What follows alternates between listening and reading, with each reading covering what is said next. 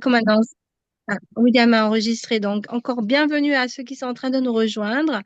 Notre sujet du jour a pour titre le marque de la bête, le sceau de Dieu, pardon, et la marque de la bête. Donc, je vais sans plus tarder laisser la parole à William. Et nous avons aussi avec nous un invité, Robin, qui nous a rejoint. Donc, je laisse William vous en dire un peu plus. En tout cas, bienvenue. Et avant de commencer, nous allons prier pour remettre ce moment entre les mains de Dieu et que le Saint-Esprit puisse nous accompagner. Donc, bienvenue et prions pour débuter notre moment d'échange et de partage. Donc, prions. Tendre Père, Dieu trois fois saint, nous te disons merci, merci pour le souffle de vie, merci pour toutes ces personnes connectées, Seigneur, que nous puissions, Seigneur, être dirigés par le Saint-Esprit, qu'il soit avec nous et surtout en nous, afin de nous donner le discernement, afin de nous conduire dans toute la vérité. Oui, Papa, mets les mots dans nos bouches, afin que tout soit de nature à te glorifier, toi et toi seul, Papa. Que ce moment soit agréable à toi et nous te demandons que tout ce qui soit dit là en cet instant soit pour ta seule gloire, Papa, car c'est ce que nous voulons et surtout chercher la vérité. Papa, nous te remettons tout cela au nom de ton Fils Jésus. Amen. Amen. En Amen. tout cas, Donc, bienvenue à tous et la parole est à toi, William. oui, bonjour à tous. On devait avoir un débat aujourd'hui avec un monsieur que je ne connais pas. Et il nous avait contacté. Bon, c'est quoi? Le modérateur qui est là, Robin, que vous voyez bien, c'est lui qui devait être, il est la personne neutre qui devait modérer ça. Il y a quelque temps, quelqu'un nous a, Denis a fait sur sa chaîne, il cesse de nous taguer sur sa chaîne. Et vous savez, quand on vous tag, ce qui fait que on vous recevez une notification. Bon, Denis, pour lui, on avait déjà demandé un débat depuis longtemps. On avait fait un débat et il devait faire la deuxième partie. Il a fui jusqu'aujourd'hui, il n'a jamais répondu. Bon, c'est son problème, mais s'il fait les débats sur sa chaîne et qu'il nous tague, ça veut dire qu'il veut que nous répondons. Mais nous, on a demandé, on lui a toujours dit qu'on attend toujours la porte ouverte pour un second débat. Parce qu'il avait dit qu'il devait venir avec les arguments. Ça fait combien d'années aujourd'hui qu'on attend? Alors, le monsieur qui travaille avec lui, que je ne connais pas, il a répondu sur un commentaire disant, ou parce qu'on a dit à Denis sur le commentaire, pourquoi tu nous tags sur ta vidéo? Pourtant, on t'a demandé de venir échanger avec nous. Et tu coupes nos vidéos hors, tu sors nos vidéos hors contexte juste pour amuser la galerie des personnes qui vont t'écouter. Mais en fait, si tu veux nous répondre, on t'a toujours donné la porte ouverte de venir discuter avec nous. Et le monsieur est venu répondre. Je ne connaissais même pas c'était qui. Ça, apparemment, il travaille avec Denis. Il nous a répondu en disant que ça fait 2 ans il nous envoie le message pour demander un débat, mais nous fuyons. Je dis 2 ans? Il y a cela 2 ans, je défendais la doctrine adventiste. On n'a jamais reçu un email de ce monsieur. Et on lui dit dans ce pour lui répondre, regardez, il dit d'abord que nous avons perdu la raison. Il dit par exemple que quelqu'un qui n'a pas perdu qui n'a plus, quelqu'un qui n'a pas perdu le bon raisonnement. De plus, le nom de ta chaîne, il ne porte pas du tout bien, venir raisonnant. Ce n'est pas du tout ton cas. En plus de ne pas vouloir voir, méconnaître l'histoire et la Bible, il te viendra bien de te repentir, de prier le Seigneur et d'apprendre de ces études afin que tes yeux soient ouverts. Car le temps sera une perte de temps. Le débat sera une perte de temps. OK? Après, il nous envoie un email. Il dit qu'il va faire le débat, mais il donne ses conditions. Que le débat sera sur le live YouTube. Déjà, nous ne faisons pas les lives YouTube. Ça fait longtemps qu'on ne fait plus de live YouTube. On fait toujours les débats sur Zoom parce qu'il y a les modérateurs neutres qui peuvent diriger, couper le temps parce que dans les débats, les gens font souvent sur YouTube, quelqu'un peut parler pendant 40 minutes, vous ne le coupez même pas. Dans le Zoom, on a les modérateurs neutres qui peuvent diriger. Bon, il dit qu'il faut les visages, toutes ces choses. On dit OK, mais on lui propose la date. Il demande qu'on lui propose la date, hein. On lui propose le 6 aujourd'hui. Et le 6, en fait, on avait un programme. Et moi, je suis en voyage. Là, je suis à côté de l'aéroport. Je suis en voyage. J'ai dit, OK, on va changer le programme. On va le mettre le 6 parce que après ça, on n'a pas, voilà, on n'a pas le temps.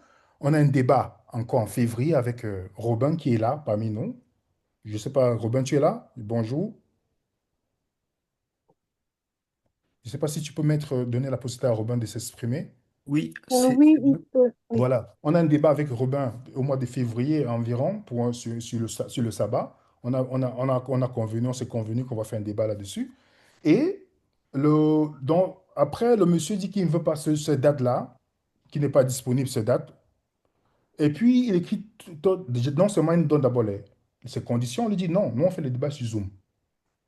Avec les modérateurs, on lui explique, on essaie de discuter. Et il veut nous imposer le jour qu'il veut le débat. Et à la fin, j'ai compris qu'en fait, je lui dis que bon, tu as dit que ça fait 2 ans que tu nous envoies un mail. Je veux que tu nous envoies le mail qui prouve cela. Ça fait 2 ans qu'on n'a jamais reçu ton message. La deuxième chose, tu as dit qu'on a perdu la raison. Donc, ce qui est intéressant pour toi, c'est que si Dieu te donne l'occasion de sauver le groupe Véné Raisonnant, fais-le. Tu viens. Moi, si on me demande aujourd'hui d'aller, un musulman, que j'étudie souvent avec, me demande qu'aujourd'hui, viens me prouver que Mohamed n'est pas le prophète, le dernier prophète de Dieu. Je vais changer mon programme parce que c'est un âme à gagner, parce qu'il a l'impact sur d'autres personnes. On est d'accord? C'est ce qu'on lui propose. Il refuse. Après, j'ai compris qu'en fait, ce n'était pas le débat qu'il recherchait. Il a des comptes peut-être à régler avec quiconque, je ne sais pas. Ce n'est pas le débat. On lui a envoyé le flyers. Et Robin, tu l'as contacté, c'est toi le modérateur, tu l'as contacté pour le débat parce que nous, on n'a jamais fermé la porte à quiconque ici. Et en fait, peut-être il cherchait un moyen de dire à sa communauté que, vous voyez, je ne peux pas, venez raison, ne peut pas faire le débat. Pourtant, c'est lui qui a fait le débat aujourd'hui. On lui a envoyé le flyers. Il a envoyé par le biais de Denis de dire à Sandra qu'il ne va pas venir. Mais pourquoi est-ce que tu as dit que depuis 2 ans que tu cherches le débat avec les personnes, te donne l'opportunité aujourd'hui? Tu prétextes en disant que tu fais l'évangélisation. Nous tous, on fait l'évangélisation. Moi aussi, je me suis arrêté là. Je devais faire l'évangélisation. Je me suis arrêté pour venir, pour que tu nous amènes à la raison. En tout cas, Robin, tu vas dire quelque chose pour qu'on passe à notre étude.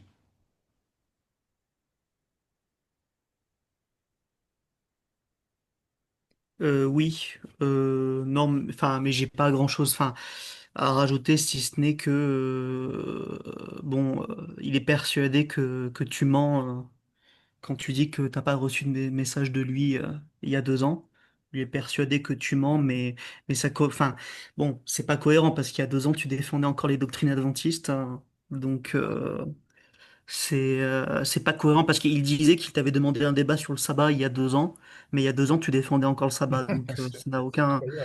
ça n'a aucun sens. Donc l'argument moi qui m'a donné en privé, c'est de dire oui, mais il était radié en 2019, sauf que c'est pas parce qu'une personne est radiée en 2019 qu'elle ne défend plus le sabbat ou qu'elle se dit plus adventiste, donc ça a aucun sens de dire ça.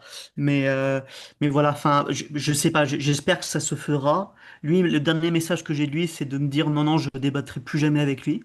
Voilà. En gros, enfin, je débattrai jamais avec lui. J'espère que le débat aura lieu.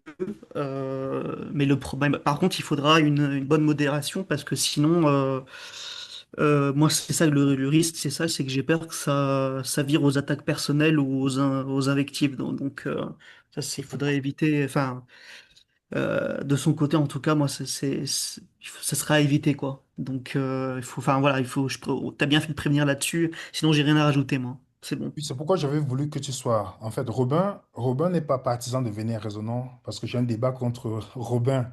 Pourtant, Robin n'est pas notre ennemi. Pourtant, on a un débat à faire bientôt sur le sabbat. Donc, on avait voulu parce que j'avais vu un de ces débats avec un catholique, comment il prenait le temps, 20 minutes. Je voyais toutes ces choses. J'ai compris qu'en fait, il faut un modérateur, il faut une chaîne neutre. Et venir raison n'est pas une église. Voilà, Robin a la main mise sur le Zoom. Donc, si ces gens-là, que ce soit Denise, si c'est des gens c'est la Bible et ils sont investis de l'Esprit de Dieu, la seule chose que nous leur disons en tant que vénère raisonnant, c'est d'accepter le débat. Et éviter, non, on ne parle pas de vous. Vous ne nous intéressez pas en tant que personne. La seule chose qui nous intéresse, c'est la vérité. Donc, si vous pensez que ce que vous êtes sûr de votre croyance, surtout Denis, parce qu'on a travaillé avec Denis, on a fait un débat sur le sceau de Dieu, il n'avait aucun argument. Il nous a promis, c'est lui qui a dit que je vais aller faire mes recherches pour venir avec des autres arguments. Jusqu'à aujourd'hui, il n'est jamais venu. Donc, ça ne sert à rien de nous taguer sur vos vidéos. Votre existence, c'est tant mieux. Vous faites ce que vous voulez faire chez vous, tant mieux. Mais la seule chose, ne nous taguez pas. Vous faites vos propres études personnelles. Nous faisons nos études. Le jour que vous voyez que ce qu'on dit, ce n'est pas biblique, parce que vous avez le temps de regarder. Moi, je ne regarde même pas vos vidéos. Votre dernière vidéo qu'on a répondu, Sandra est témoin, elle est là sur la chaîne. Je n'ai pas regardé ta vidéo. J'ai dit à Sandra, regarde la vidéo parce que je connais ses arguments. C'est moi qui, je sais. J'ai dit à Sandra, donne. Elle est venue, elle a posé toutes les questions, j'ai répondu. J'ai dit, je ne perds pas mon temps à les regarder. Ça ne m'intéresse pas ce qu'ils disent. Donc, s'ils s'intéressent à ce qu'on dit et qu'ils ont les arguments, qu'ils viennent nous montrer, on est ouvert là-dessus. C'est ça le plus important, c'est la vérité que nous recherchons. Donc, si vous avez la vérité et que nous avons perdu la raison, vous pouvez venir nous démontrer. Et le sceau de Dieu, on va traiter notre sujet. Non, on ne va pas perdre le temps avec ça. On va traiter notre sujet, puis vous allez poser des questions. On va parler du sceau de Dieu. On devait faire le débat sur le sceau de Dieu. Je vais mettre quelques petits points ici, parce que c'est un adventiste. Et notre série sur la loi du dimanche, c'est, voici notre deuxième présentation que nous allons faire pour démontrer l'absurdité et l'incohérence de toutes ces personnes qui pensent que, il y aura une loi du dimanche. Pourtant, j'étais un défenseur de cette croyance-là. Qu'est-ce qui a fait que je change d'avis? On a déjà fait la première vidéo. La deuxième vidéo, c'est celle que je vais faire aujourd'hui. Et je voulais profiter justement, faire le débat avec cette personne-là que je ne connais pas, pour qu'il puisse apporter la contradiction devant tout le monde, devant un public qui n'est pas un public acquis à la cause de venir raisonnant. Tout le monde ici étudie et vient se poser des questions. Donc, je ne sais pas, Mylène, tu es là ou nous... Oui, je suis là. Voilà, on va Ouais. lire la citation de Madame White et puis je vais faire Ouais. l'exposé. L'exposé n'est pas long, vous allez voir, c'est pas long. Et puis, on va laisser peut-être Robin nous donner son point de vue. Les gens vont poser des questions là-dessus. Si vous êtes adventiste sur la chaîne, sachez très bien que nous sommes ouverts, que si vous êtes adventiste, nous sommes ouverts, que vous venez ici challenger ce que nous enseignons. Donc, je te laisse la parole, Mylène. OK. Alors, donc, c'est tiré d'Ellen White, hein, The Great Controversy, page 452. Le sceau de la loi de Dieu se trouve dans le quatrième commandement. Lorsque le sabbat a été modifié par le pouvoir papal, le sceau a été retiré de la loi. Les disciples de Jésus sont appelés à le restaurer en exaltant le sabbat du quatrième commandement à sa juste place de mémorial du Créateur et de signe de son autorité. Donc, si on suit la prophétesse de l'Église adventiste, qu'est-ce qu'on comprend? Que le sceau de Dieu, c'est le sabbat. C'est sur le quatrième commandement, on est d'accord? Mm. On Oui. va dire une autre citation. Le sabbat était honoré par tous les enfants d'Adam restés fidèles à Dieu.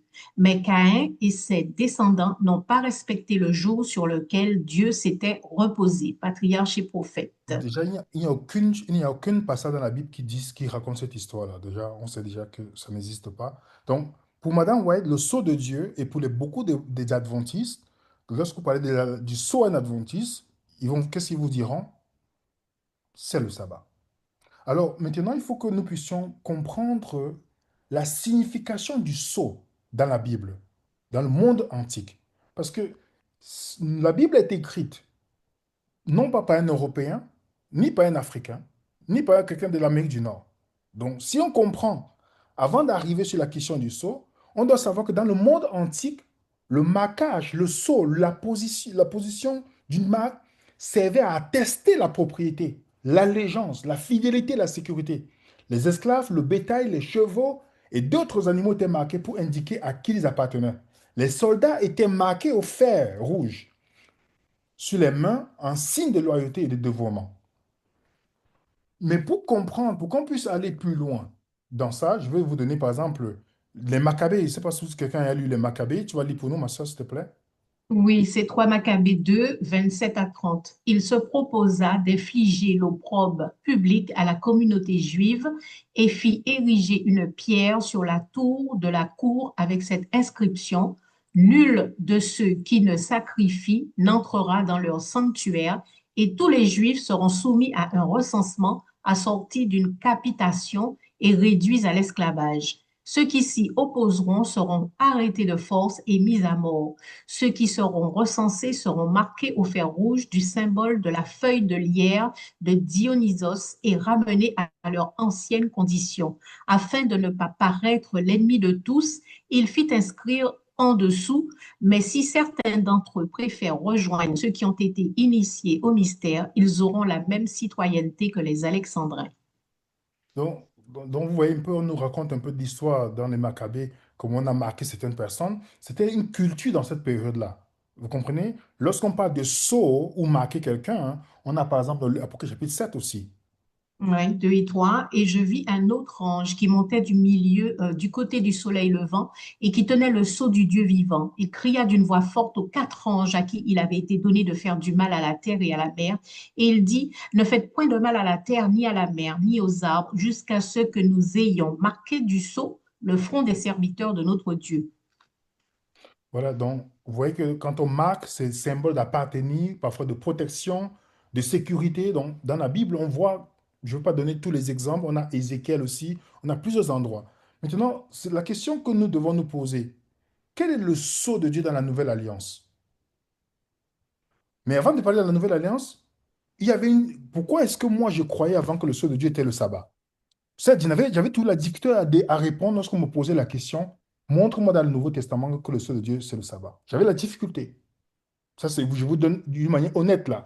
Pourquoi? Heureusement que je n'avais pas quelqu'un qui insistait à cette période-là. Mais une étude que j'ignorais, qui, qui est capitale, c'était l'étude des alliances. Si tu comprends que la Bible est constituée des alliances, alors ça sera plus facile de comprendre c'est quoi le sceau de Dieu. On a un exemple dans la Bible, l'alliance que Dieu fait avec Noé. Vous vous rappelez l'alliance que Dieu fait avec Noé? Oui. On va lire, tu vas lire pour nous, ma soeur, s'il te plaît. Excusez-moi, je suis allé Alors, trop vite. OK. Genèse 9, 9 à 17. Voici, j'établis mon alliance avec vous et avec votre postérité après vous, avec tous les êtres vivants qui sont avec vous, tant les oiseaux que le bétail et tous les animaux de la terre, soit avec tous ceux qui sont sortis de l'arche, soit avec tous les animaux de la terre. J'établis mon alliance avec vous. Aucune chair ne sera plus exterminée par les eaux du déluge, et il n'y aura plus de déluge pour détruire la terre. Et Dieu dit, c'est ici le signe de l'alliance que j'établis entre moi et vous et tous les êtres vivants qui sont avec vous pour les générations à toujours. J'ai placé mon arc dans la nue et il servira de signe d'alliance entre moi et la terre. Quand j'aurai rassemblé des nuages au-dessus de la terre, l'arc paraîtra dans la nue et je me souviendrai de mon alliance entre moi et vous et tous les êtres vivants de toute chair et les eaux ne deviendront plus un déluge pour détruire toute chair. L'arc sera dans la nue et je le regarderai pour me souvenir de l'alliance perpétuelle entre Dieu et tous les êtres vivants, de toute chair qui est sur la terre. Et Dieu dit à Noé, tel est le signe de l'alliance que j'établis entre moi et toute chair qui est sur la terre. Merci beaucoup, Mylène. Remarquez bien, les amis, quel est le signe ou le sceau? Parce que le signe et le sceau dans la Bible, c'est interchangé. Quel est le signe de l'alliance? L'arc-en-ciel. La promesse, Dieu avait donné la promesse que toute chair ne sera plus détruite par le déluge. Mm. Et quelle était la condition de l'alliance? Est-ce que c'était une alliance conditionnelle? Non. Non, Il n'y a pas de inconditionnel. condition dedans. Non. Maintenant, les amis, regardons maintenant l'alliance avec Abraham. Alors, Genèse 17, 10 et 11, c'est ici mon alliance que vous garderez entre moi et vous et ta postérité après toi. Tout mâle parmi vous sera circoncis. Vous vous circoncirez et ce sera un signe d'alliance entre moi et vous. Et quand on lit plus loin dans Genèse 17, qu'est-ce que Dieu dit? Que la personne qui ne va pas le faire sera exclue du camp. On est d'accord? Mm. Si on le va plus, si vous lisez Genèse chapitre 17. Alors, dans l'alliance abrahamique, la circoncision était le signe de l'alliance. Et quand on dit qu'Abraham, c'est le père de la foi, c'est une alliance inconditionnelle qu'Abraham avait reçue. Et la promesse était pour les nombreux descendants et la terre. Voilà ce qu'on avait, quand vous lisez la Bible, quand vous progressez dans les Écritures, vous allez voir que c'est une succession des alliances que Dieu fait. OK? Et maintenant, si on part dans l'alliance avec Israël, qu'est-ce qu'on peut lire dans Exode 31, verset 12 à 17? L'Éternel parla à Moïse et dit, parle aux enfants d'Israël et dis-leur, vous ne manquerez pas d'observer mes sabbats, car ce sera entre moi et vous et parmi vos descendants un signe auquel on connaîtra que je suis l'Éternel qui vous sanctifie. Vous observerez le sabbat, car il sera pour vous une chose sainte. Celui qui le profanera sera puni de mort. Celui qui fera quelque ouvrage ce jour-là sera retranché du milieu de son peuple. On travaillera 6 jours, mais le septième jour est le sabbat, le jour du repos consacré à l'Éternel. Celui qui fera quelque ouvrage le jour du sabbat sera puni de mort. Les enfants d'Israël observeront le sabbat en le célébrant, eux et leurs descendants, comme une alliance perpétuelle. Ce sera entre moi et les enfants d'Israël un signe qui devra durer à perpétuité. Car en 6 jours, l'Éternel a fait les cieux et la terre, et le septième jour, il a cessé son œuvre et il s'est reposé. Lorsque l'Éternel eut achevé de parler à Moïse sur la montagne de Sinaï, il lui donna les 2 tables du témoignage, tables de pierre écrites du doigt de Dieu. Vous voyez ici, dans l'alliance avec Israël, qu'on appelle généralement l'alliance du mont Sinaï, quel était le signe de l'alliance? Merci, Marie-France. Le sabbat. C'est le sabbat. Quel était le signe de l'alliance d'Abraham? La circoncision. Celui qui ne faisait pas la circoncision, il devait être fait quoi? On devait faire quoi avec lui? Mais, Les- Oui, exactement. On a l'exemple avant que le sabbat ne soit donné au mont Sinaï. Moïse n'a pas fait la circoncision à son fils. Il a failli mourir. Dans Exode chapitre 4, il a failli mourir. Alors, quel est le signe de l'alliance pour Israël? Le signe, c'était le sabbat. Celui qui ne faisait pas était puni de mort. On est bien d'accord là-dessus. ouais. On peut lire encore, par exemple, dans Exode 34, verset 28. Moïse fut là avec l'Éternel 40 jours et 40 nuits. Il ne mangea point de pain et il ne but point d'eau. Et l'Éternel écrivit sur les tables les paroles de l'Alliance, les 10 paroles. Est-ce que vous savez, les gens disent souvent 10 commandements. Il n'y a jamais un passage qui dit 10 commandements dans l'Ancien Testament. Le mot d'abord, c'est les paroles. En fait, ce que les gens veulent vous faire croire que 10 commandements, je vais venir dans une étude là-dessus, c'est les 10 paroles de l'Alliance. C'est qu'on mettait dans l'arche de l'Alliance. Donc, les paroles de l'Alliance, là, le sceau, c'était le sabbat. On va lire encore Deutéronome 9, verset 10 à 11. S'il te plaît, ma Et soeur. l'Éternel me donna les 2 tables de pierre écrites du doigt de Dieu et contenant toutes les paroles que l'Éternel vous avait dites sur la montagne du milieu du feu le jour de l'assemblée. Ce fut au bout des 40 jours et des 40 nuits que l'Éternel me donna les 2 tables de pierre, les tables de l'Alliance. Vous avez vu? Les 2 tables de pierre, c'est les tables de l'alliance. Alors, posons-nous la question, est-ce que l'alliance que Israël avait reçue de Dieu, c'était les mêmes alliances que Dieu avait fait avec Abraham, Isaac et Jacob? Non. On peut lire, on a la preuve parce que les gens disent souvent que Abraham a fait le sabbat. Vous allez voir que Abraham n'a jamais fait le sabbat dans la Bible. On peut lire Deutéronome chapitre 5. Alors Moïse convoqua tout Israël et leur dit, écoute Israël, les lois et les ordonnances que je vous fais entendre aujourd'hui. Apprenez-les et mettez-les soigneusement en pratique. L'Éternel, notre Dieu, a traité avec nous une alliance à Horeb. Ce n'est point avec nos pères que l'Éternel a traité cette alliance. C'est avec nous qui sommes ici aujourd'hui, tous vivants. Vous comprenez? Moïse leur dit que Dieu n'a jamais fait cette alliance avec les autres. C'est pourquoi quand vous lisez Néhémie chapitre 9, Israël a pris c'est au mont Sinaï.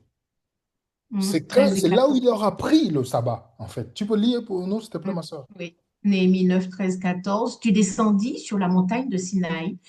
Tu leur parlas du haut des cieux et tu leur donnas des ordonnances justes, des lois de vérité, des préceptes et des commandements excellents. Tu leur fis connaître ton saint sabbat et tu leur prescrivis par Moïse, ton serviteur, des commandements, des préceptes et une loi.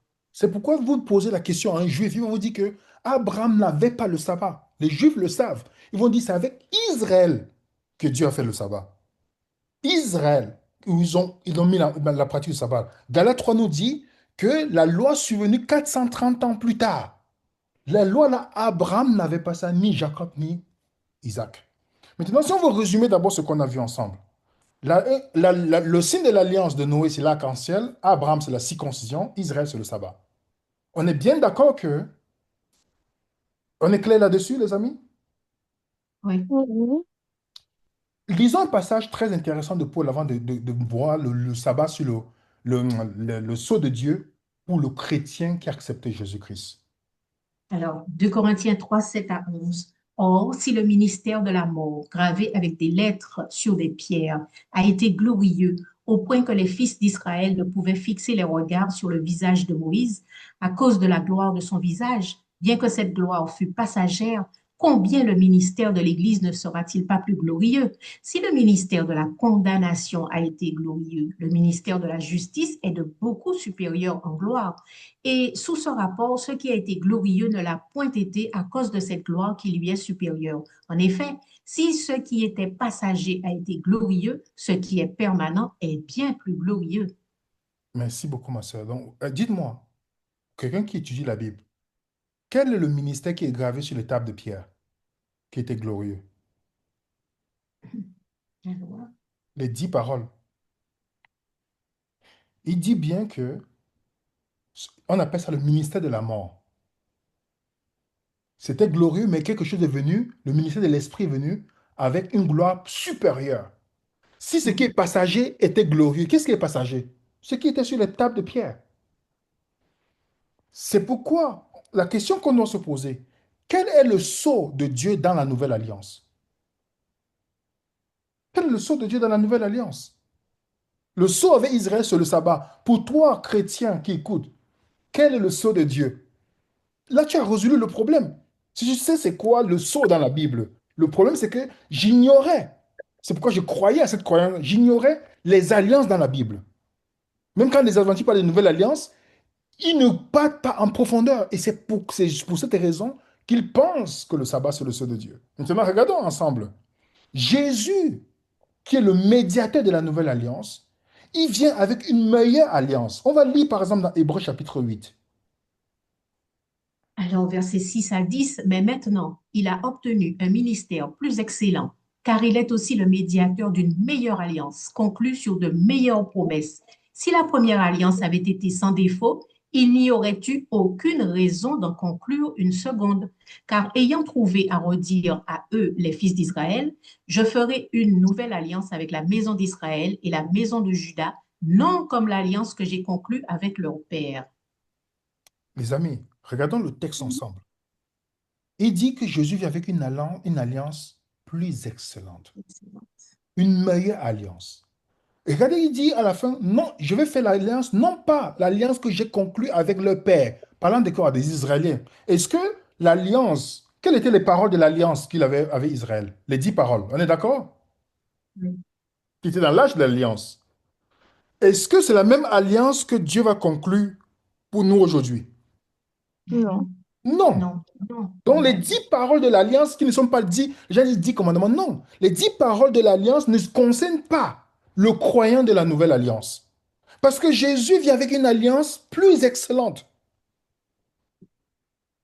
Dans 2 Corinthiens 3, verset 3, Écrit non avec de l'encre, mais avec l'esprit du Dieu vivant, non sur des tables de pierre, mais sur des tables de cœur humain.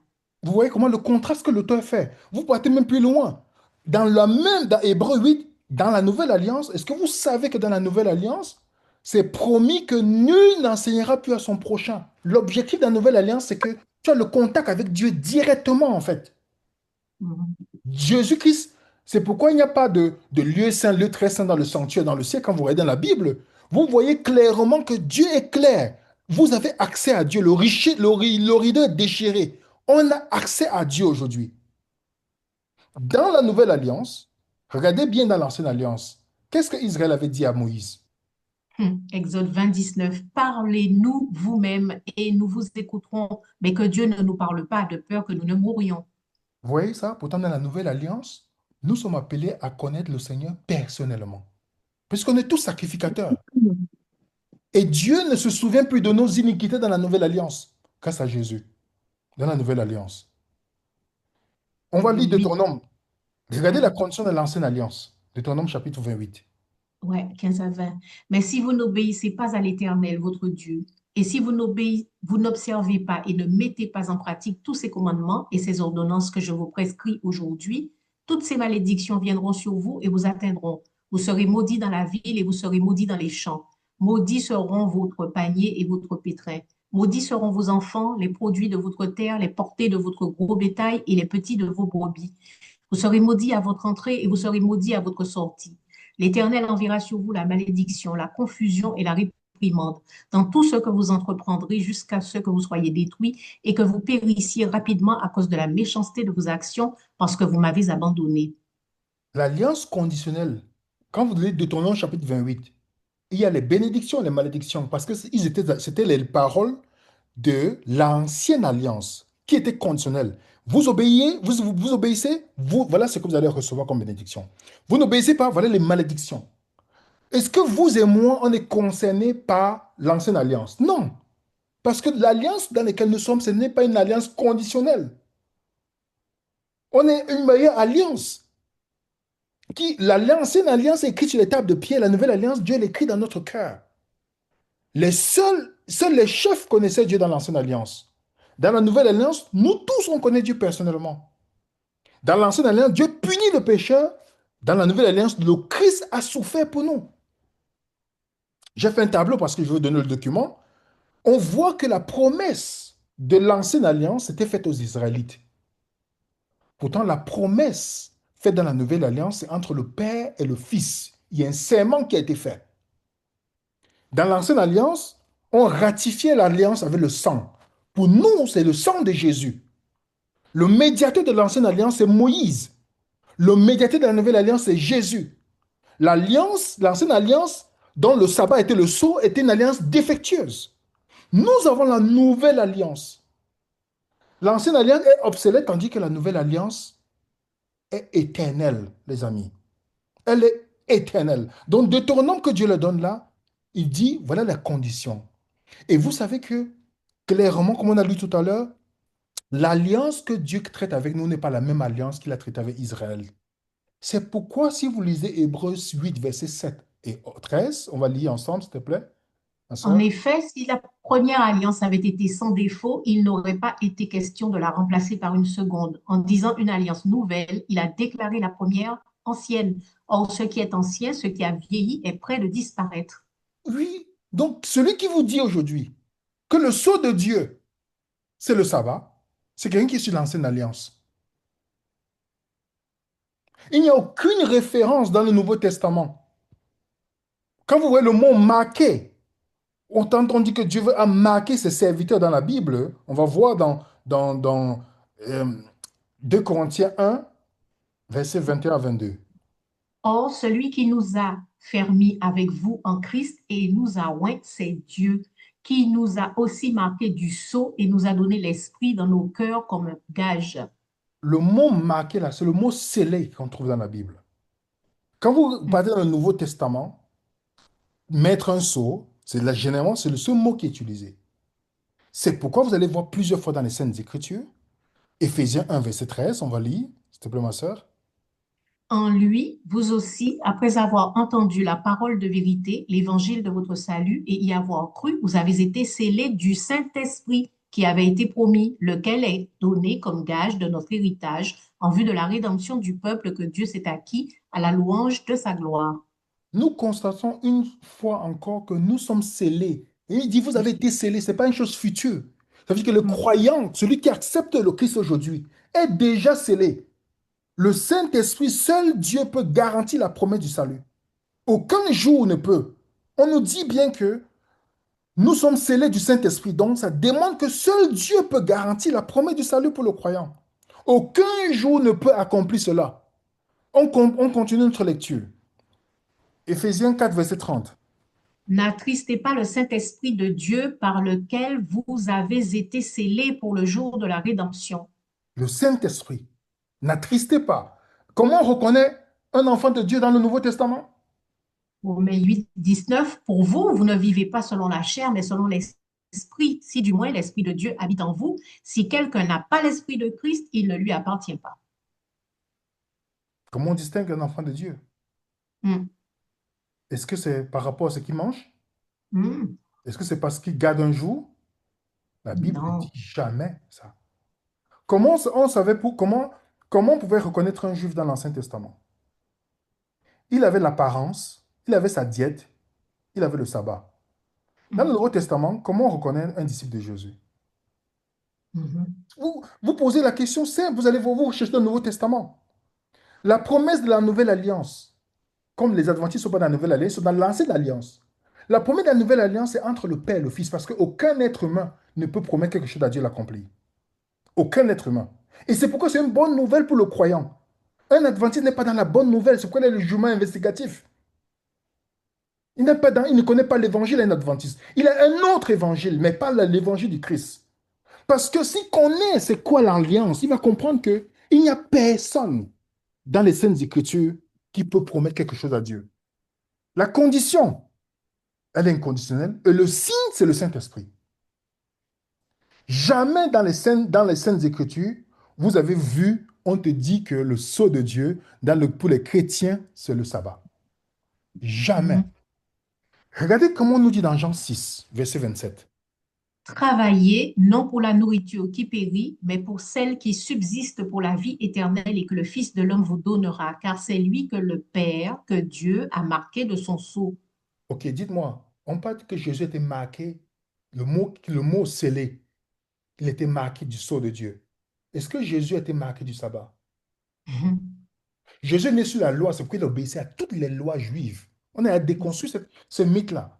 Et je vais terminer avec ceci, les amis. Si quelqu'un vous dit que vous êtes libre, moi je suis pour la liberté, quelqu'un dit je veux faire le sabbat, il fait pas faire- vous faites ce que vous voulez. Mais quelqu'un vous dit que le sceau de Dieu c'est le sabbat, il vous ment.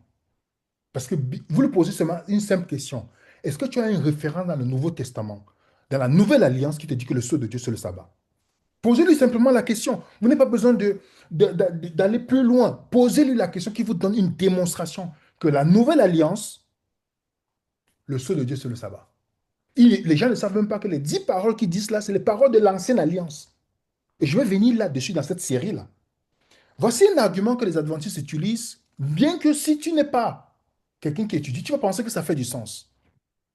Ça, c'est un peu comme les catholiques ont le pape. Voici celui qui représente le pape des adventistes. Il s'appelle Ted Wilson.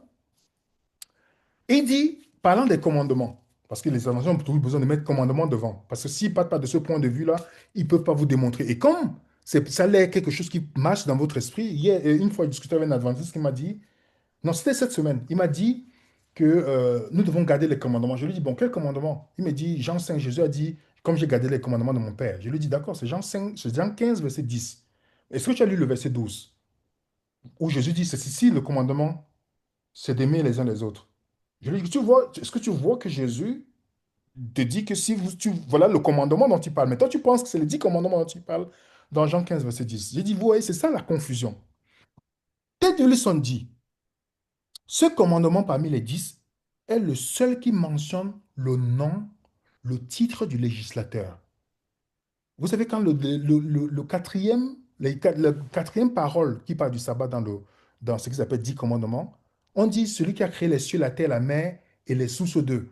Les adventistes disent, mais vous voyez comment cette phrase-là, qui parle du nom, du titre du législateur, ça prouve que le sabbat, c'est le sceau de Dieu. Voilà un argument que beaucoup d'adventistes utilisent. En fait, ça peut marcher seulement devant les gens qui n'étudient pas la Bible. Et je vais vous montrer ça aujourd'hui. Voici le quatrième, ce qu'ils appellent quatrième commandement, qui est en fait quatrième parole de l'Alliance. Quand on lit, vous voyez, l'Éternel a fait les cieux, la terre, la mer, dans Deutéronome 10. Est-ce que tu peux lire Deutéronome 10 pour nous, ma soeur, s'il te plaît? Alors, alors c'est bon. Voici, à l'Éternel ton Dieu appartiennent les cieux et les cieux des cieux, la terre et tout ce qu'elle renferme. Voilà. Et non, je lis les parties 12 à 14, s'il te plaît. D'accord. Maintenant, Israël, que demande de toi l'Éternel ton Dieu, si ce n'est que tu craignes l'Éternel ton Dieu, afin de marcher dans toutes ses voies, d'aimer et de servir l'Éternel ton Dieu de tout ton cœur et de toute ton âme. Si ce n'est que tu observes les commandements de l'Éternel et que ces lois que je te prescris aujourd'hui, afin que tu sois heureux. Voici, à l'Éternel ton Dieu appartiennent les cieux et la terre et tout ce qu'elle renferme. Merci beaucoup, Mylène. Je vais poser une question simple, que ce soit Marie, frère, quelqu'un qui veut répondre si vous voulez. Est-ce que dans Deutéronome 10, on parle de commandement ici. Est-ce que vous avez vu qu'il parle de l'Éternel a fait les cieux, appartient les cieux, la terre et la mer? Est-ce que ça Mhm. veut dire que cette phrase-là, c'est le sceau de Dieu aussi? Parce que Ah l'argument, non. L'argument Mhm. qu'ils utilisent, dit que, ah, il y a le nom, le titre, le législateur, hein. Mais on voit que dans Deutéronome 10, Dieu dit la même chose, il conclut. Est-ce que cette phrase-là, les commandements-là, c'est le sceau de Dieu? Ah Non. non. Je vais donner plusieurs versets. Voici les versets que j'ai mis sur le document que je vais vous mettre dans le groupe Telegram. Vous allez télécharger. Où vous allez voir qu'on répète le nom, le législateur, tous les titres. On met tout ça. Mais jamais les adventistes beaucoup ne savent même pas. Donc, il faut leur donner ce crédit. Ils ne savent pas. C'est pourquoi ils sortent ça pour répéter un peu comme un perroquet. On répète comme un perroquet. Généralement, quand on répète, on ne réfléchit pas. Vous allez voir que tous ces versets que je vous donne là, vous allez voir apparaître le nom de Dieu, le titre et son domaine. Mais jamais on ne dit que c'est le seul de Dieu. Vous comprenez? Je vais donner encore un autre exemple. Ce que l'Adventiste ignore, c'est que le nom qui est au-dessus de tous les noms, c'est le nom de Jésus. Et Jésus est Seigneur et Jésus appartient, il a dit tout pouvoir m'a été donné sur le ciel et sur la terre. Jésus accomplit en Jésus, Jésus possède tous ses attributs, que ce soit le nom, le titre, la domination, parce que la Bible, c'est l'histoire de Jésus. Ce n'est pas l'histoire d'Israël, c'est l'histoire de Jésus. Jésus est venu mettre tout ça pour nous montrer. Je vais donner un autre verset biblique dont les adventistes n'aiment pas quand j'ai amené ça dans un débat avec un adventiste, où on voit le titre apparaître, Ésaïe 37, verset 14 à 16, s'il te plaît, ma soeur. Ézéchias prit la lettre de la main des messagers et la lut. Puis il monta à la maison de l'Éternel et la déploya devant l'Éternel, à qui il adressa cette prière. Éternel des armées, Dieu d'Israël, assis sur les chérubins, c'est toi qui es le seul Dieu de tous les royaumes de la terre, c'est toi qui as fait les cieux et la terre. Donc, vous voyez que, est-ce que la prière d'Ézéchiel, c'est le sceau de Dieu parce qu'il y a le nom de Dieu, son titre, son domaine? Hmm. Non, les amis. Ça, c'est juste un raccourci qui ne tient pas. Si le sabbat, c'est le sceau de Dieu, il y a des millions de juifs dans le monde qui observent le sabbat, mais n'acceptent pas Jésus. Alors, si le sabbat, c'est le sceau de Dieu, alors Ah plus oui. de ces non-chrétiens qui n'acceptent pas Jésus auront aussi le sceau de Dieu. Hmm. Soyons clairs, donc Jésus n'est pas important. En fait, dans l'Adventiste, c'est le sabbat qui sauve. Hmm. Ils ne vous disent pas directement, mais tu dis à un Adventiste, j'ai Jésus, mais je n'ai pas le sabbat. Je suis perdu? Il va te dire oui. Il va te dire, s'il te dit non dans la bouche, mais dans son cœur, tu es perdu. Vous voyez? Donc, que faisons-nous de tous ces non-juifs, ces non-chrétiens qui observent le sabbat? Ils ont le sceau de Dieu alors. Puisqu'en fait, donc tu peux avoir le sceau de Dieu, mais tu n'as pas Jésus, tu es tout sauvé, en fait. Et pourquoi ceux qui observent le sabbat depuis des années continuent à pécher? Parce que le sceau, quel est le but du sceau? C'est de sceller quelqu'un. Être scellé par Dieu signifie que nous lui appartenons. Si nous ne pouvons pas être scellés à moins d'observer le sabbat, il s'ensuit logiquement que nous devons observer le sabbat afin de gagner le sceau de Dieu. Alors, en fait, c'est le salut par les œuvres. Si tu dois faire ça pour obtenir. On est d'accord, les amis? C'est le salut par les œuvres. Si tu vois que la Bible te dit, on reconnaît un enfant de Dieu par l'Esprit, dit celui qui n'a pas l'Esprit de Christ ne lui appartient pas. On te dit que l'espérance, c'est le Saint-Esprit qui met l'amour de Dieu dans notre cœur. Et comment on peut avoir cet amour-là? C'est le Saint-Esprit qui le fait. C'est pourquoi Jésus dit, c'est ici. Je ne sais pas, tu vas lire pour nous, ma soeur? Non, non, je vais lire, si ça ne te dérange pas. Oui. Regardez ce que Jésus dit. À ceux-ci, tous connaîtront que vous êtes mes disciples si vous gardez le sabbat.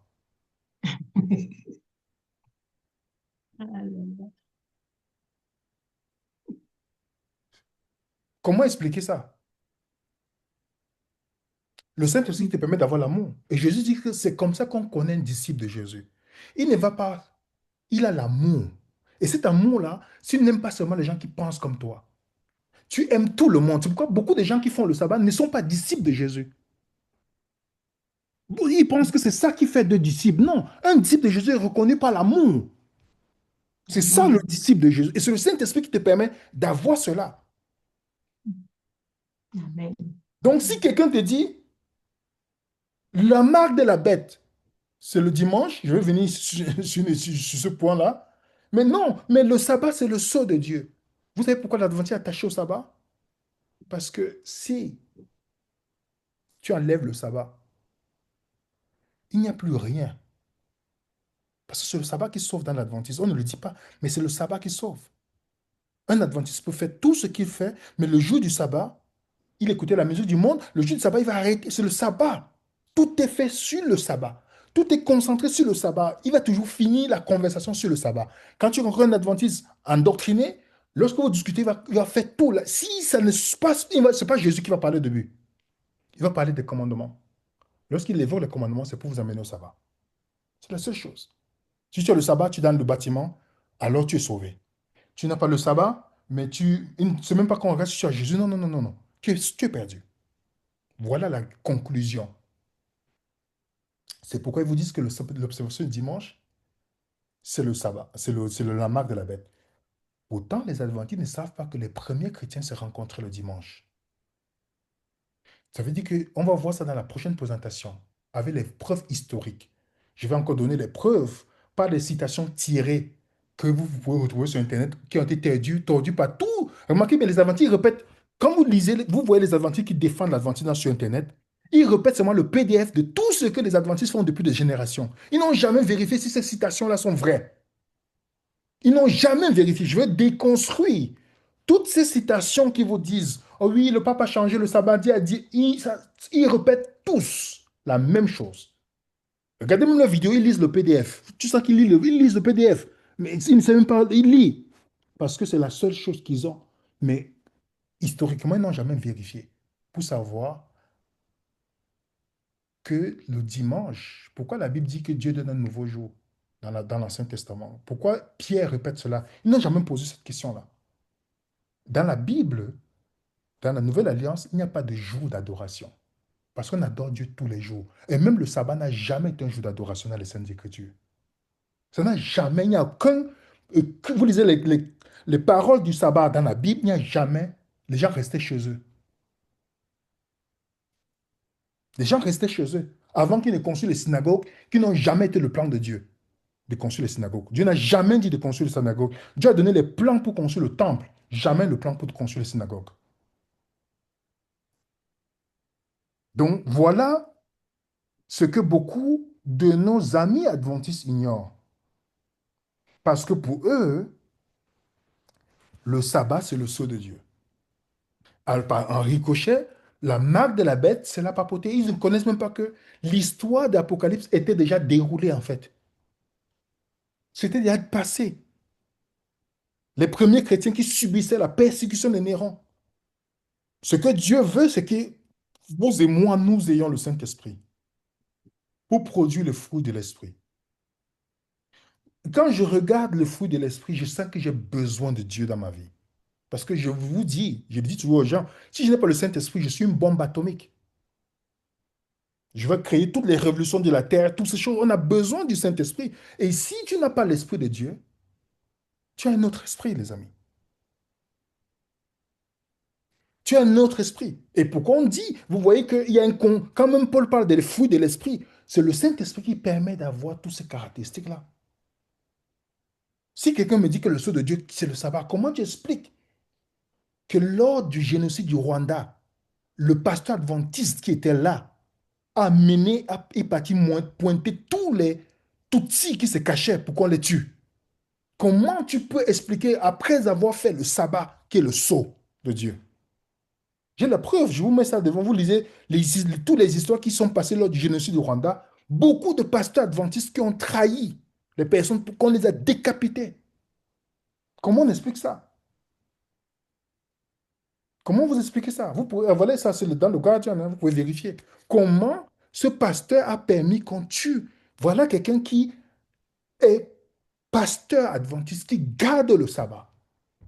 Mais vous pensez que s'il avait le fruit de l'esprit, il devait le faire? Pensez-vous s'il avait le Saint-Esprit, il devait le faire? Pensez-vous s'il avait l'amour agapé que Jésus parle, il devait le faire? Est-ce que vous comprenez la différence, les amis? Est-ce que vous voyez la différence? Un pasteur adventiste du septième jour rwandais et son fils qui avait fait démonter le toit d'une église pour exposer les réfugiés Tutsis aux attaquants Hutus ont été reconnus coupables de génocide par le tribunal de crimes de guerre de l'ONU par le Rwanda hier. Comment vous expliquez que les adventistes ont participé à l'Holocauste qui s'est fait en Allemagne? Comment vous expliquez ça, ils ont le sceau de Dieu?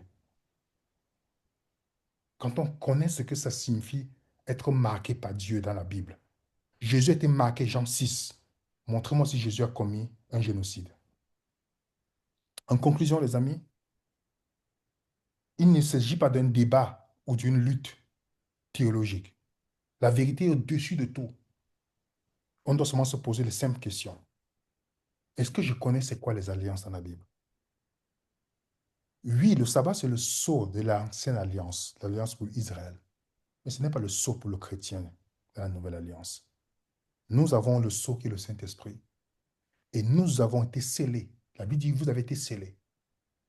C'est pourquoi on peut reconnaître le chrétien. Jésus dit, en ceci, vous allez reconnaître mes disciples. Celui qui n'a pas l'Esprit de Dieu ne lui appartient pas.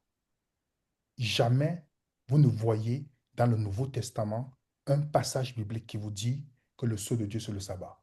Je veux que le moment de questions que nous allons avoir, si vous êtes adventiste dans la salle, sentez-vous libre. Vous avez un verset que vous me démontrez que le sceau de Dieu, c'est le sabbat dans la Nouvelle Alliance. Je vais être le premier à supprimer toutes les vidéos que j'ai faites sur le sujet sur notre chaîne. Vous avez la garantie. Je le dis devant tout le monde ici. Ça a enregistré cette vidéo. Si vous me montrez un, deux, trois textes dans la Bible, dans le Nouveau Testament, où vous avez un endroit comme dans l'Ancien Testament, on voit clair où Dieu dit que le sabbat sera un signe entre moi et mon peuple. Ézéchiel 20, verset 20. N'oubliez pas quand on dit le sabbat, il y a aussi les fêtes juives dedans. Hein. Ce n'est pas seulement les 10 commandements qu'ils appellent 10 commandements, c'est les fêtes juives aussi inclus. Donc, il n'y a jamais la distinction dans la Bible. J'ai montré, fait une vidéo là-dessus. Mais si vous me montrez dans le Nouveau Testament, je le dis avant de donner passer la parole à Marie-France ou à Mylène ou à Géraldine, ou à Sandra qui est là, je veux que quelqu'un dans la salle me démontre, s'il vous plaît, que le sabbat, c'est le sceau de Dieu. Dans la Nouvelle Alliance, que le sabbat, c'est le sceau de Dieu. Vous me montrez ça, cette vidéo, vous avez la promesse, c'est enregistré. Je supprime toutes mes vidéos sur le sujet. Le chat est ouvert. Sentez-vous libre de poser vos questions. Merci William. En tout cas, gloire à Dieu pour cette belle étude. En tout cas, pour ma part, on va laisser les gens quelques minutes Je ne sais pas si Robin pour... voulait dire quelque chose. Ah oui, peut-être notre invité de ce jour. Robin, si c'est une question ou bien un texte à apporter, une précision. Ouais, enfin, j'ai pas apporté grand-chose de plus, mais c'est juste bon, le principal problème, c'est bon. Alors déjà le fait que Sabbat saut de Dieu, c'est pas dans les croyances, dans les textes votés des croyances fondamentales adventistes. Ça, il faut le dire. Hein. Faut le dire. Hein. C'est-à-dire que c'est une interprétation très populaire, très majoritaire. Mais quand vous le prenez le texte voté officiellement, c'est pas marqué que Sabbat égale sceau de Dieu. Euh, le principal problème, c'est le fait que signe égale sceau. Et le problème de ça, c'est que, bon, dans la Bible, enfin, le gros problème, c'est que si on prend ce paradigme jusqu'au bout, ça amène à des absurdités. Hein. Le mot signe, par exemple, vous le retrouvez dans Marc 16, appliqué au parler en langue, au miracle. Donc, Mhm. est-ce que le parler en langue ou les miracles, ça devient du coup le sceau de Dieu ou les sceaux de Dieu? C'est-à-dire qu'il y aurait plusieurs sceaux de Dieu. Enfin, vous voyez, bon, il y a aussi, c'est surtout ça, moi, qui me pose problème là-dedans. C'est pas, enfin, c'est que signe égale sceau, ça a très vite des limites quand on va jusqu'au bout, quoi. Voilà. Oui, mais comment tu expliques alors, déjà, on n'a jamais dit qu'on reconnaît les croyants par le parler en langue, parce que c'est un signe pour les croyants, non les non-croyants, d'après ce qu'on dit dans 1 Corinthiens 14. Mais comment tu expliques que beaucoup de prédicateurs adventistes, même la prophétesse adventiste, parce que c'est la prophétesse, elle a dit que le sceau de Dieu, c'est le quatrième commandement, si même les théologiens ne sont pas d'accord avec ça, comment tu expliques que ces prédicateurs de TikTok et tout ça qui ont un peu de zèle s'accroche là dans cette croyance, si ce n'est pas reconnu officiellement. Ouais. Alors, juste, euh, enfin. Là, pour moi, c'est plus d'Ellen White, c'est-à-dire que c'est la façon dont on considère Ellen White. Effectivement, en fait, la formulation dans les croyances fondamentales sur Ellen White est ambiguë. On dit que ses écrits sont une source constante de vérité. Et le problème, c'est que ça veut tout et rien dire à la fois. Source constante de vérité, ça va pouvoir être interprété par certains plus libéraux de façon à dire, ah, mais c'est, enfin, on peut en tirer constamment des vérités de ses écrits, mais tout n'est pas forcément vrai dans ce qu'elle écrit. Beaucoup d'adventistes vont vous dire, non, non, source constante de vérité, c'est en gros tout ce qu'elle dit, c'est la pure vérité. Et enfin, voilà, donc effectivement, oui, parce que pourquoi beaucoup de pasteurs pensent ça? Parce que Ellen White l'a dit et que Ellen White est une source constante de vérité, donc Ellen White a forcément raison. Enfin, ils pensent comme ça en fait, hein. Ça part de là en fait, hein. Ça part pas d'une base biblique ou non, ça part du fait que Ellen White l'a dit, donc il faut essayer de démontrer que ce que Ellen White a dit est juste quoi. C'est Donc, tu peux c'est- confirmer avec nous, Robin, que si tu enlèves les loin dans l'équation, tu ne peux pas affirmer que le sceau de Dieu, c'est le sabbat. bibliquement non. Voilà. Bi- Donc, Enfin, bibliquement c'est c'est pourquoi dans les vidéos que j'ai souvent fait avant, parce que j'ai discuté avec beaucoup de pasteurs adventistes qui ne croient pas que le sabbat, c'est le sceau de Dieu. Ils le disent clairement, bon, peut-être en privé, et voilà, et beaucoup de prédicateurs zélés sur Internet, plutôt prennent, ils veulent trouver une, je ne sais pas comment, je sais pas comment on appelle l'expression là, ils veulent trouver les raccourcis pour arriver à ce point, mais pourtant tu ne peux pas le démontrer. Donc c'est pourquoi ils ont besoin, c'est pas pour toi, hein, Robin, je dis en général, vous allez voir que chaque fois que vous parlez qu'il y a un dernier prophète, que c'est Jésus dans la Bible, vous allez voir que beaucoup de ces prédicateurs zélés vont tout de suite rebondir parce que si on dit que Jésus est celui qui révèle la parole de Dieu, il est la parole de Dieu, ça va éclipser Ellen White parce que sans Ellen White, il ne peut pas soutenir le sabbat, le sceau de Dieu, il ne peut pas soutenir le jugement investigatif, il ne peut pas soutenir la réjection secrète, il ne peut pas soutenir beaucoup de doctrines qu'il croit. C'est pourquoi Ellen White, les adventistes, comme l'Église catholique était mariée à l'avant, dans la conception de beaucoup de gens, l'Église adventiste est basée sur les écrits d'Ellen White. Parce que comment tu expliques que les gens croient à ça, pourtant bibliquement, c'est pas là. Mais ils vont te dire que c'est biblique ce que nous croyons. ah, mais c'est pas le seul cas, hein. Je vais prendre un autre exemple très clair, hein. Raymond Cottrell, qui était quand même celui qui a fait le commentaire adventiste. Enfin, c'était l'un des plus grands théologiens adventistes du XXe siècle, hein. Qui lui, par exemple, bon, lui c'est sur le jugement investigatif. Je sais pas je pense pas enfin, j'imagine dans sa pensée qu'il croyait pas que le sabbat c'est le sceau de Dieu, mais pour lui, lui, il en était arrivé à un niveau. Il disait voilà, moi dans Daniel 8, euh, je ne vois pas le jour des expiations, le Yom Kippour, mais comme Ellen White le dit, je lui fais confiance. Voilà. Non, mais voilà, non, c'est pour dire que voilà, enfin, c'est pour dire que bon, il y en a qui assument, ils sont rares à assumer. Oui, moi, je fais confiance à Ellen White, même si je suis pas d'accord avec ce qu'elle dit. Voir qu'ils la mettent à la poubelle aussi, il y a ça. Mais en fait, ceux zélés, en tout cas sur Internet, qui, en fait, alors je sais même pas s'ils s'en rendent compte, hein. Je pense qu'ils s'en rendent pour certains pas compte, mais pour beaucoup c'est ça. C'est parce qu'ils parlent d'Ellen White pour, c'est ça, hein.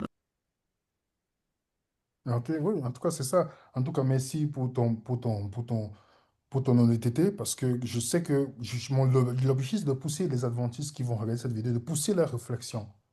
Est-ce que sans Ellen White, tu pourrais soutenir ce que tu crois? Si quelqu'un me dit qu'Ellen White, c'est juste quelqu'un qui écrit les écrits comme ça, je vais dire, bon, ok, il sait pourquoi c'est bourré beaucoup d'erreurs. Mais si je me dis qu'elle est prophétesse, c'est qu'il y a un problème. C'est qu'il y a un gros problème. Ça, je ne vais pas entrer dans les détails là-dessus, mais il y a quelqu'un qui va poser une question en Marie-France, c'est pas. Il y a une Marie, elle, qui veut poser une question. Marie Lorté, ok, qui veut poser une question. Alors, je sais pas où est Marie-France. Ben, je vais Je activer suis là. le micro de Je suis là. Marielle. Allez-y. Bonjour, Bonjour. Oui, bonjour, bienvenue.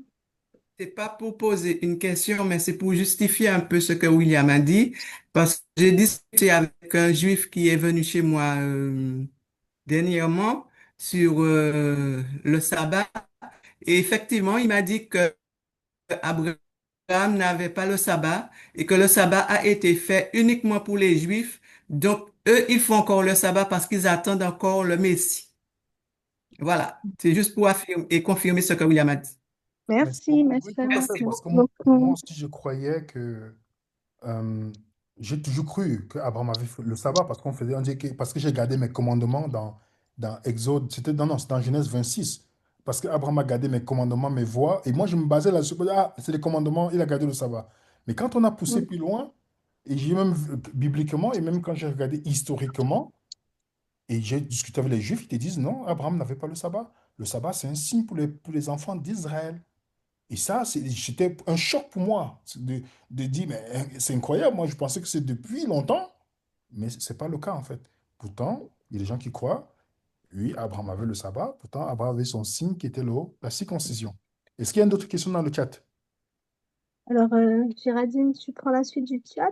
Il Ouais. Dans le chat, non, il n'y a pas de questions, c'est n'y plus a pas des de questions? commentaires. Ah, d'accord. Il y a quel commentaire? Justement, en Il y a parlant quel de ça, commentaire? Alors, oui, il y a vas-y. une personne, Béraz, qui dit, les adventistes commencent à dire que le sceau de Dieu est le Saint-Esprit. Une sœur m'a dit que c'est écrit dans un questionnaire de l'école du sabbat. Donc Ah, apparemment, il y a un revirement. bah, je Et pense qu'il y a plusieurs courants aussi dans l'adventisme. Donc, C'est une bonne chose s'il y a ce revirement. Il y a qu'un autre mhm. mm, commentaire. C'est une très bonne chose. S'il commence à changer, c'est bien. Oui, il y a Charles France qui dit, je comprends encore une fois pourquoi le prédicateur de Québec, actuellement à la retraite, avait refusé le débat sur la dîme. Je vais essayer de lui lancer une invitation sur ce sujet. À la retraite maintenant, j'espère avoir une réponse favorable. Je connais le prédicateur dont il parle, là. Il s'appelle Pasteur Youth. D'accord. Il avait fait un débat avec nous. Donc, Pasteur Youth, si tu écoutes cette vidéo, tu es la bienvenue. C'est l'échange. L'invitation tient toujours sur la dîme et tu peux choisir sur le sujet que tu veux. Ce sera un plaisir de pouvoir échanger avec vous quand vous aurez le temps. et en fait, pour revenir, William, pendant que tu faisais l'étude, tu sais, il y avait quand je discute avec des amis encore adventistes et tout, et tu sais, par rapport à pourquoi, enfin, par rapport au sabbat, tout ça, par rapport aux 10 paroles, tout ça, et en fait, ils te disent le mot perpétuel, c'est l'argument que j'ai le plus souvent, c'est soit oui, c'est écrit perpétuel, mais c'est écrit perpétuel dans plein de choses, et c'est aussi le fait qu'ils te disent, ben oui, c'est Dieu a donné, enfin. Et là, je me rends compte en lisant bien, et quand tu demandes l'aide du Saint-Esprit, ça m'a permis de voir que c'est clair en fait. Et je me posais la question, mais pourquoi Jésus observait ça? Mais oui, parce il était enfin, il était israélite, donc forcément, il l'a fait, mais il nous a donné cette nouvelle alliance à partir du moment où il a fait ce sacrifice ultime. Et j'arrivais pas à comprendre, mais pourquoi lui il l'a fait? Je me turlupinais en disant oui, mais pourquoi Jésus a fait le sabbat et pourquoi il l'a fait? Parce qu'il respectait en fait, de par sa naissance juive, il respectait en fait les us et coutumes de sa nation. Et c'est là que, là, aujourd'hui, j'ai eu ma réponse parce que c'était clair en fait. C'était tellement clair aujourd'hui quand j'ai relu les textes, et pendant c'est des textes qu'on lit et on relit. Et aujourd'hui, c'était clair pour moi que, effectivement, on voit bien que c'est clair que cette alliance, elle est vraiment pour le peuple d'Israël, en fait. C'est vraiment Israël. Et c'est vrai qu'on nous dit qu'on est Israël par la foi ou je sais pas quoi, mais on voit vraiment que c'est Israël qui est au centre de cette alliance, pas les autres peuples, pas les autres nations qui ensuite sont rentrées dans cette nouvelle alliance, mais en fait, c'est très, très clair quand on prend le temps d'étudier et de revoir les textes, en fait, tout simplement. Oui, comme je dis, le paradigme de l'étude dans l'adventisme est toujours biaisé. C'est pourquoi il faut que tu sois quelqu'un qui soit rebelle ou quelqu'un qui étudie vraiment la Bible, pas l'étudier la pensée des gens. Quand tu vois le mot perpétuel, par exemple, quand tu as dit, moi, je me basais là-dessus, mais quand tu regardes perpétuel, par exemple, Exode 12, verset 14, qui te parle des Mhm. fêtes qu'il faut célébrer d'une manière perpétuelle, est-ce qu'on doit le célébrer aujourd'hui? Mais Non. les gens le font Oui, oui, pour oui, justement justifier. mais l'Adventiste Mais ne fait pas les fêtes juives. Il n'y a que certains adventistes un peu certains, oui. judaïsants dans leur esprit qui le font, mais l'Adventiste ne fait pas les fêtes juives. On a par exemple le mot perpétuel qui vient sur les sacrifices, sur les holocaustes. Est-ce qu'on doit le faire Mhm. aujourd'hui? Tu vois Mhm. Ben que non. Brûler les il- graisses, loi perpétuelle. Mhm. voilà, comme tu dis, mais tu vois que même la circoncision qui était perpétuelle, Paul dit, celui qui se circoncis, Christ ne lui sert à rien dans Galates chapitre 5 verset 2. Tu vois que Jésus est venu, né sous la loi, et une fois que Jésus est là, et il est mort, ressuscité, le croyant Ouais. n'est plus lié à toutes les lois qui sont dans l'Ancien Testament. Ouais. Jésus est clair là-dessus. C'est pourquoi vous allez voir que on aura l'occasion de parler quand on parlera de commandements Là, qui est un argument dans l'Apocalypse qu'ils utilisent pour dire que c'est le commandement de Dieu, la bête pêche contre les quatre commandements, les quatre Mm. premiers commandements de Dieu. Mais c'est un argument qui ne tient pas, en fait. Ouais, C'est c'est un vrai. argument qui ne tient pas si on veut pousser plus loin dans l'étude, dans l'étude. Il y a Liberté Messianique qui veut. Oui, Liberté Messianique qui a levé la main. On va lui donner la parole. Allez-y, vous pouvez activer votre micro. Oui, bonjour à tous. Vous m'entendez? Bonjour. Oui, on vous entend très bien. Allez-y. Oui. Alors, je veux juste dire un petit mot concernant Vaillant Youth. Je l'ai connu à Chemin-Chambly quand il venait d'arriver, hein, tout juste ministre, tout jeune. Et c'est une des personnes qui m'intrigue parce que c'est un brave homme qui a dû longtemps lutter contre les filouteries de ses collègues et j'ai jamais compris pourquoi qu'il est demeuré ministre du culte adventiste. Ensuite, dans les croyances fondamentales, donc dans la 20e croyance fondamentale concernant le Mhm. Shabbat, les adventistes ils disent que le sabbat est le signe permanent de l'alliance, etc., etc. Donc, quand on sait qu'un sceau, un signe pour marquer quelqu'un, donc de manière indirecte, de manière indirecte. Mais c'est tout de même assez intriguant qu'un enseignement, donc c'est pas parce que c'est pas une croyance fondamentale que ce n'est pas un enseignement adventiste, mais c'est un enseignement majeur adventiste et ils ne l'ont même pas mis dans leur croyance fondamentale. Ça veut dire qu'eux-mêmes ne sont pas à 100% convaincus de ce qu'ils racontent. Mhm. Et le jugement investigatif, que je sache, le jugement investigatif ne fait pas partie non plus des croyances fondamentales. Si, si, si, si, si, si, Ou si, si. lequel? C'est bah, la croyance sur le sanctuaire céleste, c'est là. Je vais te Oui, c'est donner le là. numéro. Attends, je me permets d'intervenir, je suis désolé. Oui, oui, non, mais Euh, je suis ravi que tu interviennes. Désolé. C'est la croyance 24. Donc tu regarderas la croyance 24 sur c'est le ministère du Christ dans le Oui, sanctuaire céleste. dans le sanctuaire céleste, oui, je l'ai sous les yeux, 1844. Oui, je l'ai lu, mais ça m'a pas sauté aux yeux. Tu as raison, merci de me corriger. Mais en tout cas, dans le 20, il y a bien cette question de signe et c'est un peu bizarre qu'ils ne le mettent pas vraiment en avant, c'est-à-dire ils sont pas sûrs d'eux ou quoi? Mhm. Bon, après, la question qu'on doit savoir, c'est que Ellen White a été adoptée, c'était pas d'une manière unanime. Vous voyez, il y a eu, je sais pas, vous connaissez un peu l'histoire de 1900, je sais pas combien, 1919, je sais pas si c'est la bonne date. Et il y avait beaucoup de gens qui ne voulaient pas qu'on reconnaisse Ellen White parce qu'il y avait des enseignements que beaucoup de théologiens à cette époque n'acceptaient pas et ne voyaient pas que ce soit biblique. Mais comme en majorité, les gens ont accepté Ellen White, surtout les Amériques, les gens de l'Amérique du Nord, il est difficile de faire marche arrière parce que, voilà, ce qui fait que dans l'adventisme, il y a ce qui est officiel, vous allez voir les plus fondamentalistes adventistes, ceux qui sont les prédicateurs sur de TikTok et de YouTube, là, vous allez voir qu'ils se basent beaucoup plus sur Ellen White, mais ils essaient de trouver dans la Bible ce qu'il faut trouver. Mais un bon théologien adventiste ne peut pas croire à ces choses-là, en fait. Donc, c'est pourquoi il faut toujours être mesuré lorsqu'on dit quelque chose, qu'en disant tous les adventistes croient. Non, il y a beaucoup de pasteurs adventistes qui ne croient pas en 1844 parce qu'ils savent que ce n'est pas biblique. Ils savent. Ils te démontrent, ils disent que ce n'est pas biblique. Tu vois? Il y a beaucoup Oui, d'adventistes qui vont dire que il y a le sabbat dans le ciel. Ils vont prendre Ésaïe 66. Mais jamais Ésaïe 66 ne dit qu'il y a le sabbat dans le ciel ou dans le nouveau ciel, nouvelle terre. Quand tu lis ce texte, il te dit de sabbat en sabbat, de mois en mois. On a fait une vidéo pour expliquer ça. Mais tu vois que quand on lit, on répète quelque chose, les gens commencent à croire. Donc, il y a beaucoup d'ambiguïté dans l'adventisme. Et je suis surpris que beaucoup de prédicateurs encore défendent encore cette idée de croire que le sabbat, c'est le sceau de Dieu. oui, oui. Et 1919, ce qui est marquant avec la conférence de 1919, ça arrive après le décès d'Ellen White. Oui.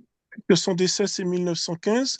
Et depuis longtemps, hein, parce que Ellen White, il faut savoir que dans le mouvement adventiste, ça n'a jamais été une acceptation tranquille, hein. C'était la lutte en permanence. En permanence, des gens ont compris qu'elle racontait n'importe quoi.